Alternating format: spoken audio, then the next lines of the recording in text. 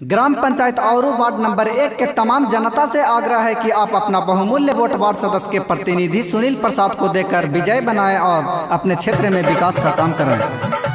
सुनील भैया जिंदाबाद जिंदाबाद जिंदाबाद, रानी देवी जिंदाबाद जिंदाबाद जिंदाबाद, और पंचायत के जनता जिंदाबाद जिंदाबाद जिंदाबाद।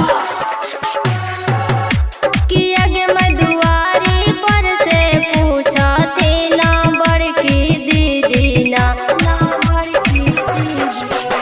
किया गे मधुआरी पर से पूछा थे ना बड़की दीदी ना। किया गे मैं किन खजितावेला जनता तावा तोड़े हाथिन ना। किया गे मैं किन खजितावेला जनता तावा तोड़े हाथिन ना। किया गे मैं किन खजितावेला जनता तावा तोड़े हाथिन ना। किया गे मैं सुनील भैया के गलिए गलिए सो रहाई ना। किया गे मैं सुनील भैया के गलिए गलिए सो रहाई ना।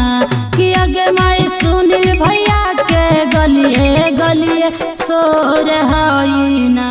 किया गे मैं उनके जितावेला जनता तावा तो रहाई ना। किया गे मैं वार्ड सदस्य बनावेला जनता तावा तो रहाई ना। नोट पर ना वोट बर्बाद करिहे चाची, सुनील प्रसाद भैया के जिंदाबाद करिहे चाची। किया गे मैं किन कर नमवा गलिए गलिए सोर होई ना।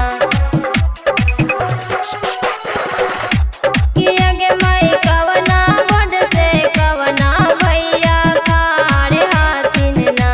किया गे मैं किन खजितावेला जनता तावा तोड़े हाथिन ना।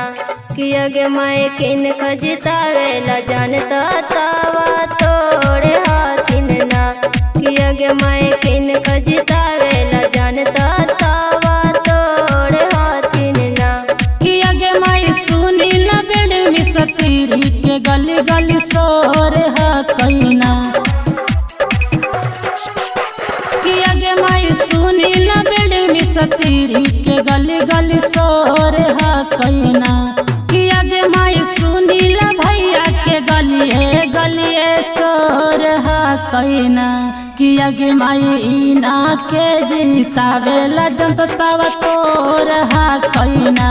किया गे मैं इना के जीतावेला जनता तावा तोर है कैना।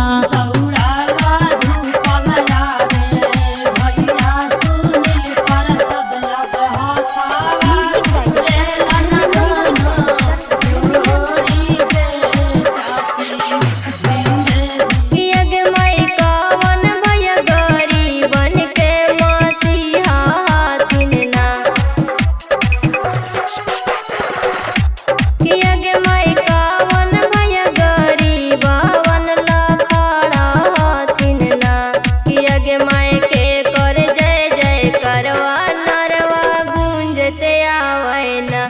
किया गे मैं कवना भैया हथवा जोड़ी भोट मांगा हाथिन ना।